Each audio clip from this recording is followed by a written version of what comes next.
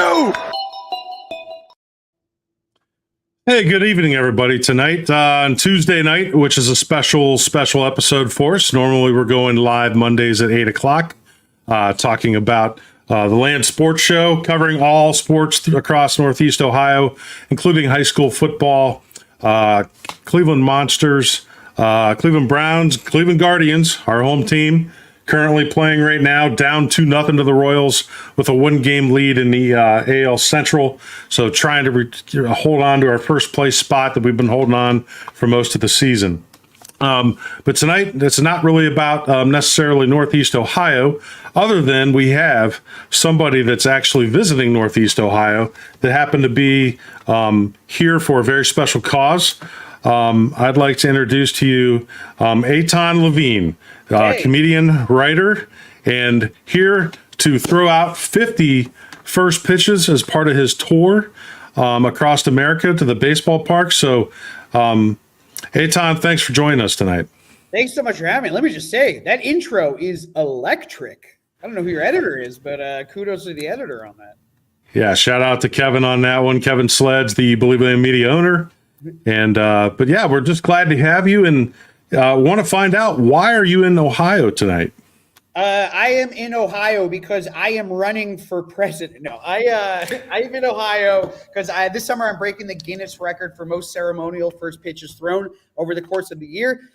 50 pitches to raise money for Make-A-Wish. I had cancer. I got a Make-A-Wish. Really excited to be giving back to them. You can donate to Make-A-Wish at 50firstpitches.com.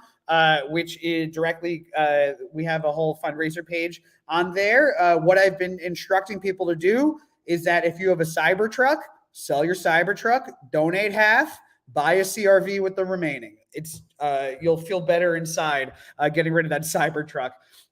So I came across the record unclaimed at 40 on Guinness's website a little bit, probably about 8 months ago.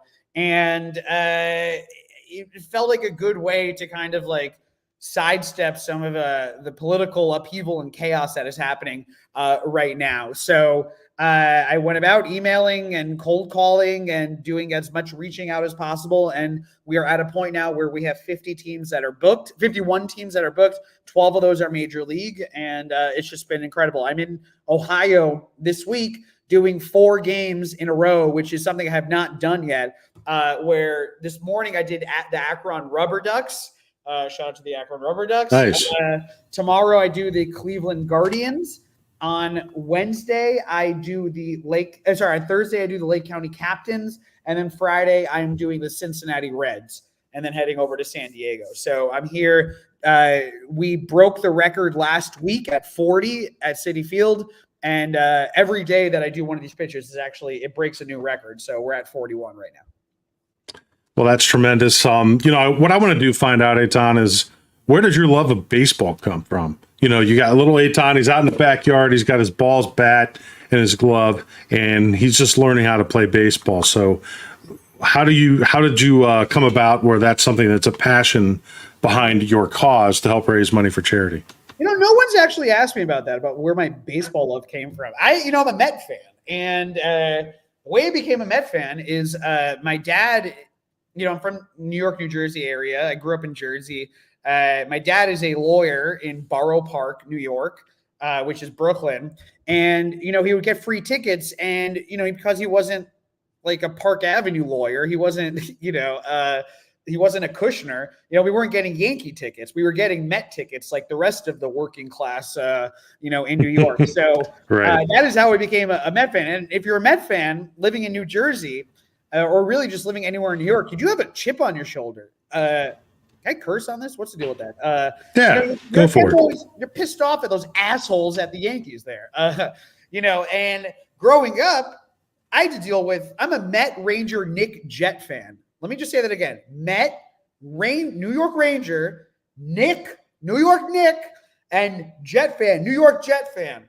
Now, all you sports fans out there know that's the 4 horsemen. That is prison if you're a sports fan out there. So there you become kind of defiant in doubling down on belief in teams. And I'm sure people in Cleveland can embrace, can 100% relate to that concept. with the Browns and the Guardians and everything, you guys have been with the. It's funny. Well, this is a little side note from baseball, but when it comes to talking about who has the worst football franchise historically, it's always the Browns and the Jets. Like it's crazy that the conversation is always about that. Anyways, that's a side point. But I became a baseball. I was always a baseball fan growing up, and defiantly a Mets fan that kind of pushes you, into a corner. So, I'd always grew. I loved baseball. I was a big sports guy. So then, when it came across the record, I looked at it as a way to watch a lot of baseball, to go to a lot of different baseball stadiums. I've never done that thing where you go to every major league stadium or, whatever. Mm-hmm. But I love minor league. And, this has been an incredible opportunity to go and just see America through minor league baseball. Yeah. And I have some, I can tie some of my love. I actually have my first love in hockey was the New York Rangers. Hey. In October of '93, I was there on vacation, and my uncle lived in Browns Mills, New Jersey, and he took me up to New York City for the day. And for $8, you could tour Madison Square Garden. And we went through the Rangers and the Knicks locker room. And I remember while I was there, I grabbed a Rangers schedule. Back then, Sega NHL hockey was just huge. Still an awesome game to this day, in my opinion. So I started liking the Rangers. And now remember, October of '93. So what happened in 1994? Yeah. The Rangers win the cup. So I took all credit for that, for being my first year as a Rangers fan. In fact, I'm down here in my man cave. I still have my Rangers blanket that I bought after the Stanley Cup championship. So God, that sucks. I feel like they sold you a false yeah, the first year. Yeah. That's exactly right. It's got to be so easy to be a Ranger fan after 1993. I have a joke about how when I had cancer, all of my favorite sports teams were bad.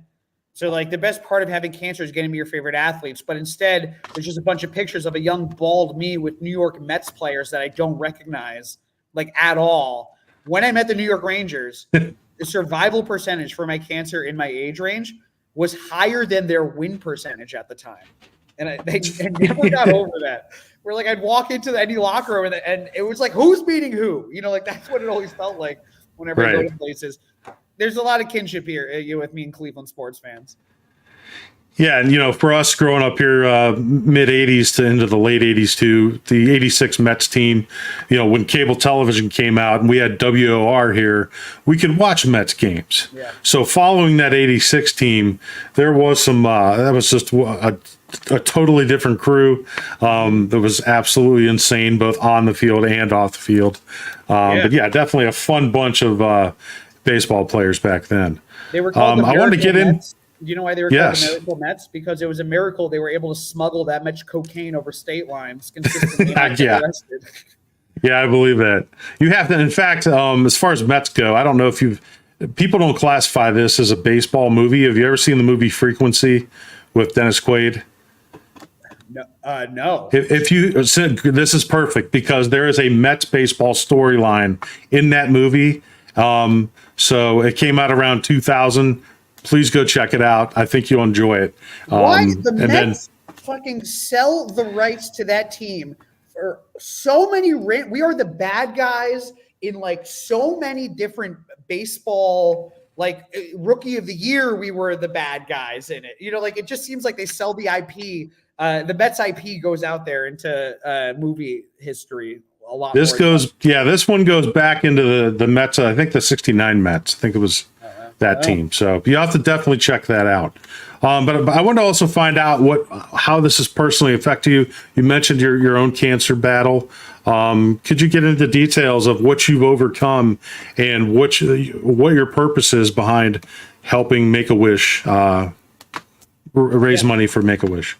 Well, so I had cancer when I was 10 years old. I got my Make-A-Wish when I was 15. There's a funny story where my original Make-A-Wish was for a battle bot. I wanted to have a battle bot that on Comedy Central, and Make-A-Wish was like, no, this is an impossible ask. And honestly, agreed. That's a crazy thing for a 10-year-old to ask.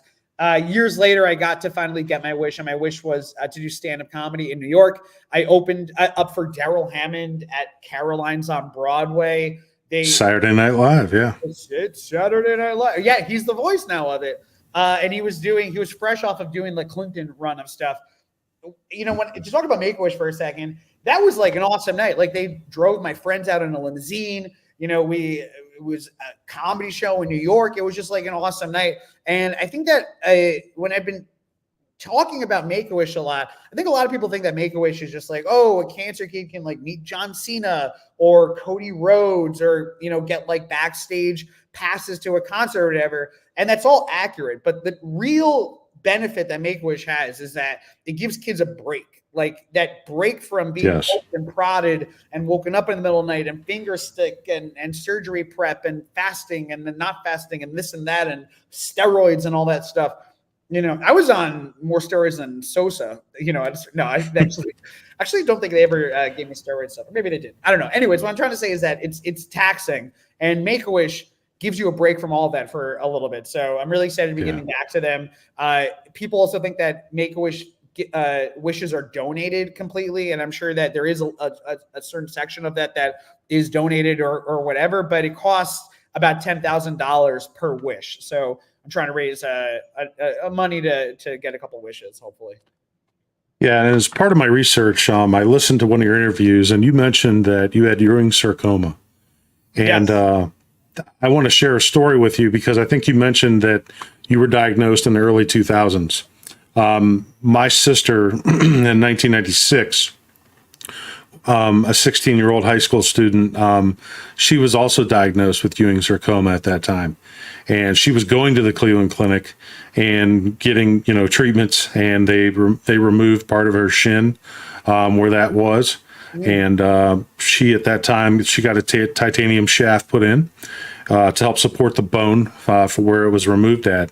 And at that time, they gave her an option to amputate the leg or, continue to just fight through treatments. And but the rumor was, or the stats or whatever behind it was, that it could potentially spread to your lungs. So she took the risk, decided to keep her leg, and unfortunately, it did spread to her lung. And then in 2000, she passed from Ewing sarcoma.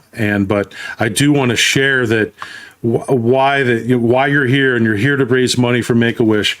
It really touched me to hear this story with you, Eitan, because she got that opportunity to do that in the late 1990s. She got to go to LA. She got to go to the set and meet all the cast at Days of Our Lives as part of her trip. And it's exactly right. It's an escape from your day-to-day of what you're doing just to survive, to get over it. And so I just wanted to share with you because personally, it means a lot for me today to sit here and speak to you that you've overcome that. And I just wanted to share that with you. Thank you for sharing that. I'm very sorry that happened. It's all. And the thing about cancer is that it is so random. Everyone in America is affected by it. It's just such a shit show. And it's been nice. Nice is the wrong term, but it's been very nice to meet people along this journey who, like you, have had connections to. Anytime I'm able to put at a table at a baseball game, we usually have people that come over that are, that have a connection to Make-A-Wish. I'm very, very sorry about that. I also will say that I think my Ewing sarcoma was right under my knee also. So they took out a section of my leg and everything. So I understand how hellish that ordeal must have been. Yeah. And you know what? I'm really glad that you've been able to bring sense of humor to that too. Is that something that even prior to your diagnosis, that you already had that sense of humor, you already had that mindset that stand up is for me? And did it help just as a coping mechanism? Just did it bring even that much more out of you? You got to understand, I grew up. Oh, sorry, there you go.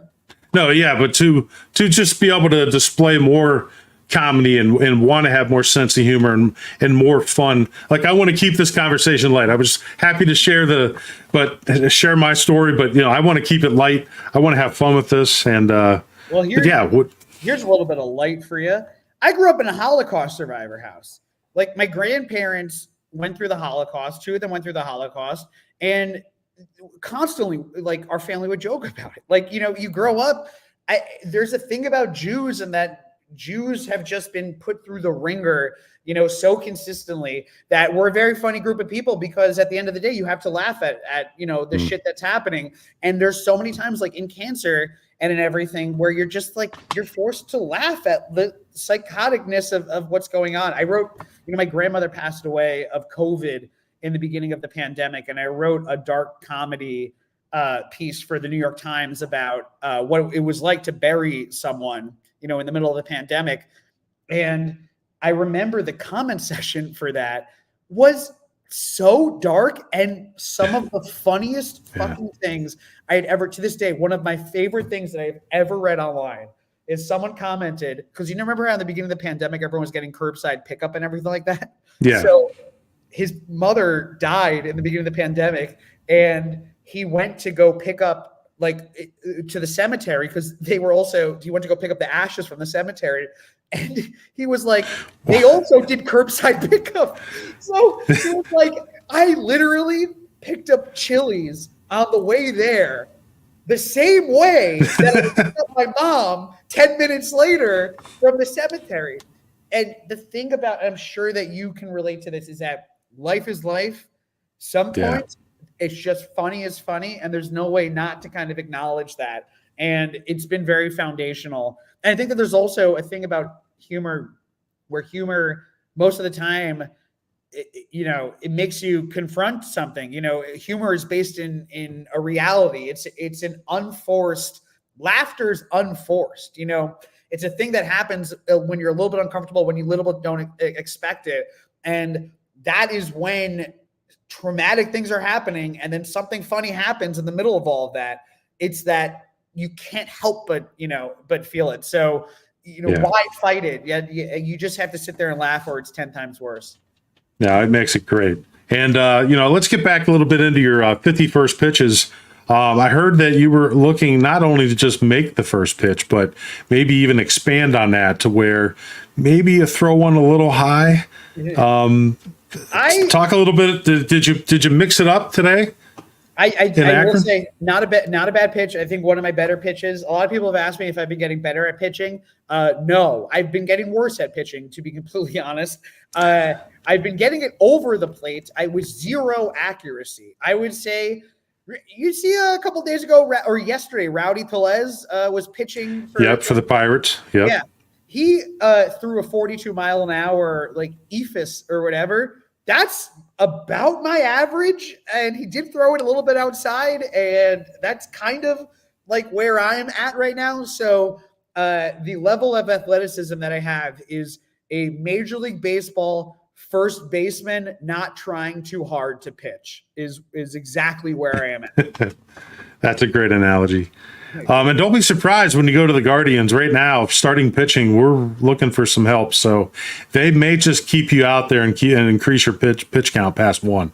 You have been joking that I'm throwing a pitch out for the White Sox at the end of next month, and I think that I'm going to middle relieve for them if things go a little bit south. Yeah, it's amazing the teams. White Sox fan, it's always dark. You know, I'm a Met fan, so I see the White Sox, and I see teams like that, and it's not funny to me ever. Like, I've had the Jet, like, as a Jet fan, where do I get off looking at what the White Sox are doing this year? I mean, like, oh man, it really sucks to be a White Sox fan. Like, no, like that's what's, you know, you have to embrace it. Right. So all the ballparks you've been to between major leagues and minor leagues, what's the favorite ballpark that you have on your list? Okay, so I'll tier this off, and I'll do the major league. So major league wise, I'm a Met fan. I'm obviously biased. Citi Field is the number one building in the world. It goes that, and then it goes the Western Wall. That's the one too, and then the White House, I guess, is number 3. So Citi Field is a place in my heart. Fenway. I don't think that there is a better place to watch sports in America than Fenway. You are sitting in a museum. It is the second that you walk, no other stadium is built like that. It's a shame baseball is baseball, and some of these stadiums they walk into, Seattle, oh my God, Oracle Stadium, beautiful, absolutely stunning. You walk into Fenway, and it's not about being stunning. It's about the history, and it feels like you're watching it you're watching a museum. And I will say this also, the Oakland A's Coliseum is probably my second favorite stadium that I've walked into in this entire process. I don't have to get into the ownership. I think everyone, if you're listening to an Inside Baseball Cleveland Guardians podcast, I'm sure you understand everything about that. Yeah. They haven't updated the building since 80s, early 90s. And because of that, it's preserved. They've kept the health codes up and everything like that. You walk into the Coliseum, it feels like the 80s. The art is the same. The music feels the same. The Oakland A's colors. Look at. Shout out to the Oakland A's for giving me this jersey. But these are awesome. Beautiful. That green is awesome. The Kelly green. It's the most beautiful jersey in baseball history. I would argue, except for some of the Mets ones. It feels like baseball in that stadium, and it's a shame that they're losing that stadium. It will hold a certain place in my heart. But I thought that it was absolutely it caught me off guard how much I liked walking around the Oakland A's stadium. And so that's the majors. The minor league stadiums, I will also kind of split into two, where Hartford Yard Goats, beautiful stadium. Fort Wayne Tin Caps, beautiful. Jacksonville Jumbo Shrimp, beautiful. Nashville Sounds, beautiful. As far as stadiums are concerned, these are just very, very nice stadiums. The Portland Sea Dogs Stadium, it is basically modeled after Fenway. It looks like a minor league version of Fenway. I loved watching baseball there. Also, it was a fan base that was leaning in. Portland, Maine is interesting because the Sea Dogs are right next to the Maine Celtics, which is the G League team.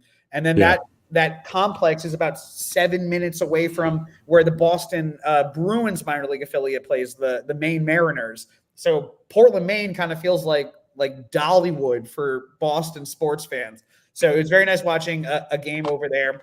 The St. Paul Saints, one of the most fun that I've had at a sports event ever. It's just pure family fun there. The Portland Pickles, I threw out at Crop Dust Night. It's an independent league, so they're able to get away with a little bit more edgy theme nights. I had so much fun at the Portland Pickles. The Madison Mallards, I had a ton of fun at. And the Oakland Ballers, it was just very interesting to see what the future of Oakland baseball is like from year one. Yeah, and it's funny you talk about all these parks because that is you're living my bucket list dream right now. That is my retirement dream. In fact, I hope my wife's not upstairs listening, but she knows. I drive them nuts. I have 3 daughters too. I drive them nuts. Every time we go on vacation, I'm looking at what's the closest ballpark I can go to. I want to go to a game. It's a stadium that I've never been to. I want to go. So I absolutely admire what you're doing, not only from just visiting ballparks, but the Make-A-Wish Foundation and the charity that you're trying to raise. So really appreciate that. So and what just to add on ballpark? to that, I think that a lot of people, raising money for Make-A-Wish, I'm all for. I will also selfishly, I'm doing this because I want to have fun. That is an element to this. Oh yeah, you absolutely way. Truly the best summer. Every day, I went to Akron today at 12:30 in the afternoon. I was just sitting there, and it's a beautiful stadium, and getting to do this, it's been awesome. It's almost like an extension of your wish. You know what I mean? Oh, totally. It's fantastic. The one thing you got to do before you go to the Guards game. They do have, I know you mentioned in a previous interview about being in a stadium. I think it was Fenway, talking about how many stadiums can you go to where Babe Ruth has been there or played there. Totally. There is a League Park. League Park still exists, but it's just the ticket booth area that's turned into a museum for League Park, but it's where Babe Ruth hit his 500th home run. So it's just east of Progressive Field, probably about 15 minutes. It's on Lexington Avenue. I'll give you some details later once we're done, but you want to check that out. I promise you'll enjoy it. I'll give you another one that was kind of interesting. I'm driving between. I got to look up when I actually did this, but I think it was when I was doing the Chicago run of dates. I was driving around. I saw a sign for Rockford, Illinois. So I Googled to see if the Rockford Peaches Stadium or if the field is still there or anything like that. And there's a whole memorial. So I went out to last second in the middle of the day. I drove over to Rockford, Illinois to see the Peaches Stadium. That was pretty cool. Nice. That's awesome. So where can people follow you and also donate to the charity? So 51stpitches.com is where that's the website for this. It goes directly to the Make-A-Wish fundraising page. So please donate there. And then you can follow my journey at Eitan the goalie, EITAN THEGOALIE on Instagram and TikTok. I'm putting up all the videos and stuff over there that are documenting this trip as I go along. And yeah, it's wild. This has been the most insane summer of all time. And, donate. And just think, maybe next summer you can do the exact same thing, except throw all your pitchers with the opposite arm. Yeah. You right-handed or left-handed? I'm right-handed. Defiantly there. right-handed. So next summer, just do all the same thing, but then create the next record as a left-handed thrower. I will put this out into the universe. If someone wants to pay me to do 100 first pitches next summer, I am more than happy. If someone wants to fund this lifestyle. Someone one time asked me, they're like, "Oh, what does your wife think about you going and throwing out all these first pitches?" And I cannot make it more clear. I am not married. This is the most single thing. What about this makes anyone think that I have a wife? I would beyond. Oh, that's great. That's great. Well, hey, Tom, it's been a pleasure to meet you and speak to you tonight. Learn more about what you're doing and the purpose behind it. And but yeah, thanks for joining the show tonight. And good luck on the rest of your journey this summer. And where can we actually, once everything's put together, I know you have a video crew following you around. Where do you think we're going to be able to follow all 50 first pitches into like a documentary? Yeah, we're filming this as like a thing. You can definitely, we're filming this as there's going to be something. Here's the thing. It's 50 pitches, essentially 50 shoot dates. There is so much stuff that has been captured on this process. We're turning it into some sort of hybrid documentary thing about first pitches itself, and then also some stand-up element to it. There's going to be something that is going to come from this, so definitely follow me on my socials, and you'll see it as we go along. Great. Well, once again, appreciate you being here. Everybody look out for Make-A-Wish Foundation. Go to his website, look to make donations. I personally would like to do that once we are done with this show. Means a lot to me, special place in my heart. And thank you very much. And for everybody else, I appreciate it for tuning in tonight to the Land Sports Show on Believe Land Media. And we will see you tomorrow night at 8 o'clock with our normal show. Have a good night, everybody.